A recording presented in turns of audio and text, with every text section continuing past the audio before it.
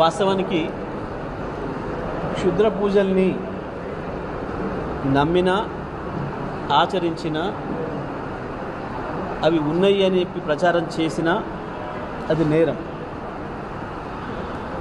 ఒక మంత్రి స్థాయిలో ఉండి క్షుద్ర పూజలు ఉన్నాయని చెప్పి చెప్పడం, ప్రజల్ని నమ్మించే పని చేసిన కోమటిరెడ్డి వెంకటరెడ్డి కూడా నేరస్తుడే. ఆయన పైన చట్టరీత్యా చర్యలు తీసుకోవాలి. ఆయనకు మంత్రివర్గంలో ఉండే అర్హత కూడా లేదు.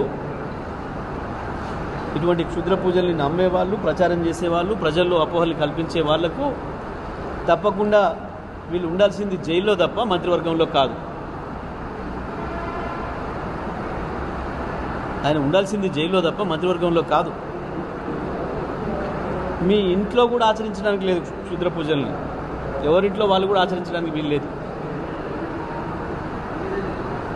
అవి లేని మహిమలు ఉన్నాయి అని చెప్పి ప్రచారం చేసే హక్కు ఎవరికి కూడా లేదు.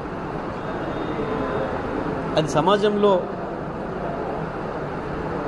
ఒక చెడు పొగడల్ని తీసుకొచ్చే సాంప్రదాయం. అది గతంలో మనం చూసినాం.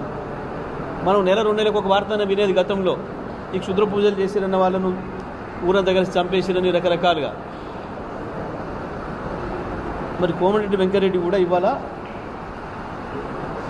అటువంటి జరిగినాయి అని తెలిస్తే మంత్రిగా అదేందో బయట పెట్టడం నీ బాధ్యత. లేదు అవి ఉన్నాయి, దానివల్లనే అక్కడేదో జరిగింది అని కనుక నువ్వు చెప్పింది ఏదైతుందో ఇది పూర్తిగా శిక్షార్హమైన నేరము.